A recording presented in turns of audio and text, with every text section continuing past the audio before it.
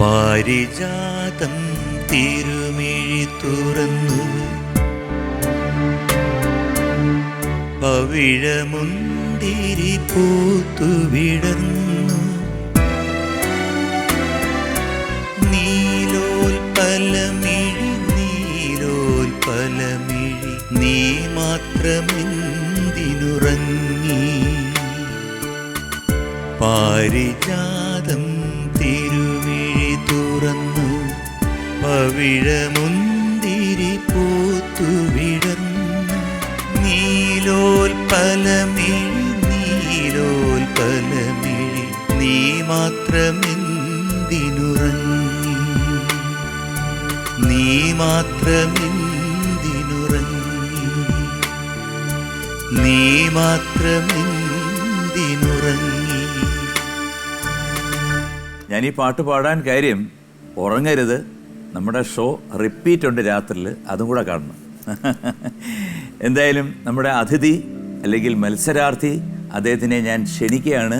നിങ്ങൾക്ക് എല്ലാവർക്കും അറിയാം, എൻ്റെ സുഹൃത്താണ് അദ്ദേഹം. ഒരുവിധപ്പെട്ട എല്ലാ ചാനലിലും മിമിക്രി ഷോയും അങ്ങനെ നിരവധി സ്കിറ്റുകളും അവതരിപ്പിച്ച ഒരു വലിയ പ്രതിഭയാണ്. ഐ വെൽക്കം ആദരവോടെ സ്നേഹത്തോടെ കലാഭവൻ ജോഷി.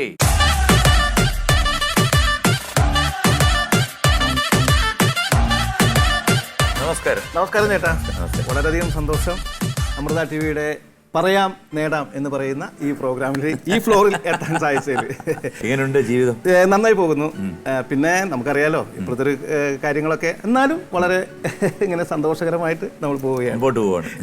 ഞാൻ ഈ ഷോ ആയെന്ന് പറഞ്ഞപ്പോഴേ, സാറിനോടൊപ്പമുള്ള ഷോ ആണെന്ന് പറഞ്ഞപ്പോൾ തന്നെ ഞാൻ എന്ത് വെറൈറ്റി ഷർട്ടിൽ കൊണ്ടാണ് ഞാൻ നോക്കിയത്. അപ്പോൾ ഞാൻ അന്ന് വന്നപ്പോഴും ശ്രദ്ധിച്ചു, കാരണം ചേട്ടൻ ഇതുപോലത്തെ ഒരു ഷർട്ടിൻ്റെ ഒരു കളക്ഷൻ ഉണ്ട് അവിടെ. അപ്പൊ എനിക്കും ഞാൻ തോന്നി ഒരു പുള്ളിയും വരയൊക്കെ ഉള്ള ഒരു ഷർട്ടായിക്കോട്ടെ, പുള്ളിമാനായിട്ട് വരാൻ.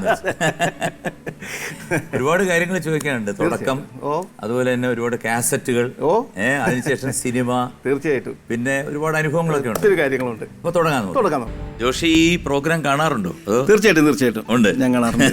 ഞാൻ ഇപ്പോൾ കുറച്ച് ആൾക്കാരൊക്കെ ഞാൻ ഇപ്പോൾ കണ്ടിരിക്കും, ഭയങ്കര ഇഷ്ടപ്പെട്ടിരുന്നു. കാരണം ഒരു സരസമായിട്ട് അധികം ബഹളങ്ങളില്ലാതെ പോകുന്ന ഒരു പ്രോഗ്രാമാണ് ഇത്. ഒരുപാട് പേര് പറയുന്നുണ്ട് കേട്ടോ, കാരണം ഇതിന്റെ ഒരു ഐഡിയ, ഇതിന്റെ അത് സൂപ്പറാണ്. അത് അതിന്റെ ക്രെഡിറ്റ് ഇതിന്റെ പ്രൊഡ്യൂസർ ചഞ്ചിത്തിന് മാത്രമാണ്. തീർച്ചയായിട്ടും അതിന്റെ ഒരു സ്ക്രിപ്റ്റ് ഉണ്ട്, ഒരു ഓൺലൈൻ.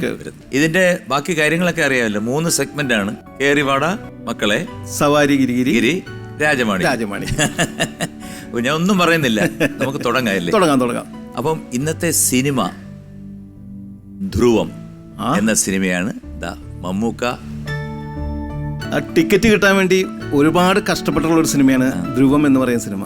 അതൊരു അന്നത്തെ അവസരത്തിൽ വളരെ മൾട്ടി സ്റ്റാർ ചിത്രമാണത്. അപ്പൊ ചോദ്യങ്ങളും അതിൽ നിന്ന് തന്നെയാണ്. ഓക്കെ, തുടങ്ങാം. കേറി വാടാ മക്കളെ.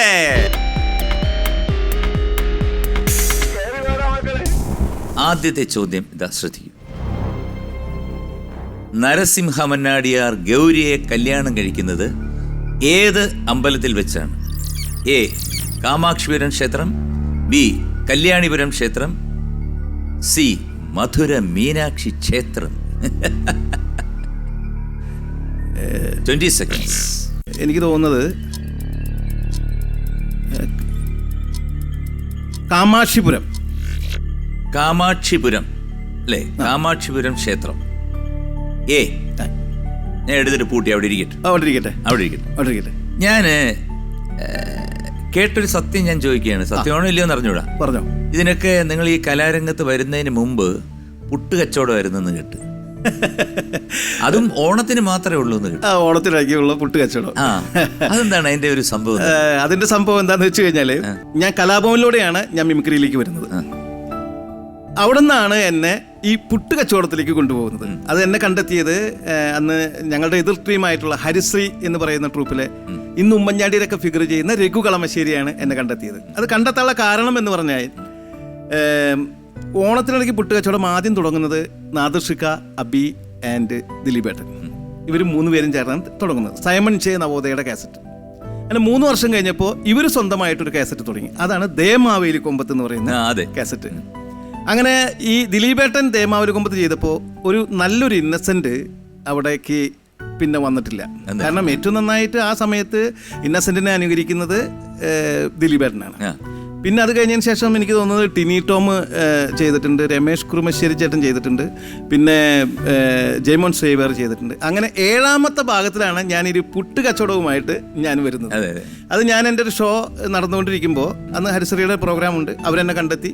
അങ്ങനെ എന്നെ വോയിസ് ടെസ്റ്റ് നടത്താൻ വേണ്ടിയിട്ട് അന്ന് ഉണ്ണിമേനോൻ സാറിൻ്റെ സ്റ്റുഡിയോ ഉണ്ട്, ആലാബ് സ്റ്റുഡിയോ. അവിടേക്കാണ് എന്നെ രാജകീയമായിട്ട് കൊണ്ടുപോകുന്നത്. അവിടുത്തെ റെക്കോർഡിസ്റ്റ് നമ്മുടെ ലാലേട്ടൻ. അപ്പോൾ എന്നെ കൊണ്ടുപോയി എന്നെ അവിടെ വോയിസ് ടെസ്റ്റ് എടുക്കുകയാണ്. അപ്പോൾ എന്നോടൊന്ന് പറയാൻ പറഞ്ഞു. അപ്പോൾ ഞാൻ അവിടെ നിന്നിട്ട് അന്ന് കേട്ടുകൊണ്ടിരിക്കുന്ന ആ ദിലീപേട്ടനൊക്കെ പറഞ്ഞുകൊണ്ടിരിക്കുന്ന ഒരു ഇന്നസെൻ്റ് ഏട്ടനുണ്ട്. എൻ്റെ അമ്മേ ഞാൻ വന്നു, അങ്ങനെ പറയുന്ന ഒരു സംഭവം ഞാൻ എടുത്തപ്പോൾ ലാലേട്ടൻ പറഞ്ഞു, സൈമാ ഇപ്രാവശ്യം നീ പൊളിക്കൂട്ടാ എന്ന് പറഞ്ഞു. അങ്ങനെ ഞാൻ 7ാം ഭാഗം മുതലാണ് ഈ പുട്ട് കച്ചവടം തുടങ്ങുന്നത്. അങ്ങനെ ആ പുട്ട് കച്ചവടം 25 വർഷങ്ങൾ വരെ എത്തി. അതൊരു വലിയൊരു കൂട്ടായ്മയാണ് ആ സമയത്ത്. അതായത് അതിൽ പങ്കെടുത്തിരിക്കുന്ന, ഇന്ന് എനിക്ക് തോന്നുന്നത് അന്ന് പാരഡി പാട്ടുകളൊക്കെ അന്ന് പാടിയിരുന്നത് ഇന്നത്തെ നമ്മുടെ സിംഗറായിട്ടുള്ള പ്രദീപേട്ടനാണ് അന്ന് പാടിയിട്ടുള്ളത്. പ്രദീപ് പള്ളുരുത്തി, പിന്നെ സാജൻ പള്ളുരുത്തി, ഹരിശ്രീ മാർട്ടിൻ, അങ്ങനെ വലിയൊരു സ്ട്രോങ് ടീം. മാത്രമല്ല ഈ ഓണത്തിന് പുട്ടുകച്ചവടം എന്ന് പറയുന്നത് ഓണത്തിന്റെ ഒരു വിഭവമായിരുന്നു. തീർച്ചയായിട്ടും. കാരണം അന്ന് ഒന്നിൽ ഈ ഓണം എന്ന് പറയുന്ന ഒന്നിൽ തരംഗണിയുടെ കാസറ്റ് വരണം, അല്ലെങ്കിൽ ചേട്ടന്റെ പോലത്തെ നല്ല നല്ല കാസറ്റുകൾ വേറെ വരണം. ആ സമയത്താണ് ഞങ്ങൾ വേറൊരു സ്പെഷ്യൽ ആയിട്ട് ഞങ്ങൾ പുട്ടുകച്ചവടവും ദേമാലുകുമ്പത്തൊക്കെ ആയിട്ട് ഞങ്ങൾ വരുന്നത്. പക്ഷെ അന്നൊരു എന്താ പറയാ, ഒരു ഊണൊക്കെ കഴിഞ്ഞ് ഒരു പുട്ടുകച്ചവടം കേൾക്കുക അല്ലെങ്കിൽ നല്ലൊരു പാട്ട് കേൾക്കുക എന്ന് പറയുന്നത് അന്നത്തെ ഒരു ആവശ്യ ഘടകമായിരുന്നു. എത്രയോ, അതായത് നമ്മൾ കാണാതെ സ്നേഹിക്കുന്ന ഒരുപാട് ആൾക്കാർ ഉണ്ടായിരുന്നു. കാരണം വെറും വോയിസ് മാത്രമല്ല നമ്മൾ ഇത് ചെയ്യുന്നത്. ആ കാലഘട്ടം എന്ന് പറഞ്ഞു കഴിഞ്ഞാൽ പുട്ടുകച്ചവടം ഉണ്ടാക്കാൻ, നമുക്കിപ്പോൾ ഒരു പുട്ടുണ്ടാക്കാൻ നിമിഷം നേരം മതി. പക്ഷെ അന്ന് ഈ പുട്ടുകച്ചവടം ഉണ്ടാക്കാനായിട്ട് ഒരു 1.5 മാസത്തെ എഫർട്ട് ഉണ്ട്. തീർച്ചയായിട്ടും അതിന്റെ സ്ക്രിപ്റ്റ് അല്ലേ, എല്ലാവരും കൂടി ഒരുമിച്ചിരിക്കുക. അത് 1 മാസം ഞങ്ങളെ സൈമൺ ചേട്ടന്റെ വീട്ടില് ഒരു ഫ്ലാറ്റ് ഉണ്ട്, അവിടെ കൊണ്ടുവന്ന് താമസിപ്പിക്കും ഞങ്ങൾ എല്ലാവരും. അവിടെ നിന്ന് അങ്ങോട്ട് പുറത്തേക്ക് വിടില്ല. കാരണം എങ്ങനെയാണ് ഇപ്രാവശ്യം മാവേലി വരുന്നത് എന്നുള്ള ഭയങ്കര ഒരു ആൾക്കാർ എങ്ങനെയാ വരേണ്ടത്, ഇപ്രാവശ്യം എങ്ങനെയാ വരിക, അത് ഭയങ്കര ഒരു ജിജ്ഞാസയാണ് ആൾക്കാർക്ക്. അപ്പൊ അതൊക്കെ മൂടി പുതച്ചു വെച്ച് ഞങ്ങൾ ഒരു ഇറക്കം അങ്ങോട്ട് ഇറങ്ങും. ഒരു അത്തത്തിന്റെ അന്ന് ഞങ്ങളൊരു പൊട്ടിക്കൽ അങ്ങോട്ട് പൊട്ടിക്കും. അതൊരു അത് ഇപ്പോഴും എല്ലാവരുടെ കയ്യിലും ഉള്ള ഒരു കാസറ്റാണ്.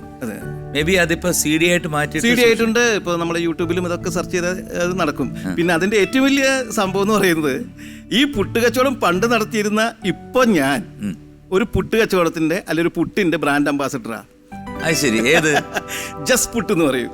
Just put, just put, just put. ഓ, ജസ്റ്റ് പുട്ട്. ഞാനിങ്ങനെ ആലോചിക്കാറുണ്ട്, പണ്ട് പുട്ടുകച്ചവടം നടത്തിയിരുന്ന ആളാ, ഇന്നിപ്പോ സ്വന്തമായിട്ട് പുട്ടുകച്ചവടം. എന്തായാലും ജോഷിക്ക് ഈ പുട്ടുമായിട്ട് വളരെ ബന്ധമുണ്ട്. അപ്പൊ ആദ്യം പറഞ്ഞിരിക്കുന്നത് A. കാമാക്ഷിപുരം ക്ഷേത്രം. അതെ, A. കാമാക്ഷിപുരം ക്ഷേത്രം ശരിയാണ്. കൺഗ്രാറ്റുലേഷൻസ്. 2000 രൂപ നിങ്ങളുടെ അക്കൗണ്ടിൽ ഇതാ വന്നു കഴിഞ്ഞു. അതാണല്ലോ ഇതിന്റെ ഒരു അത്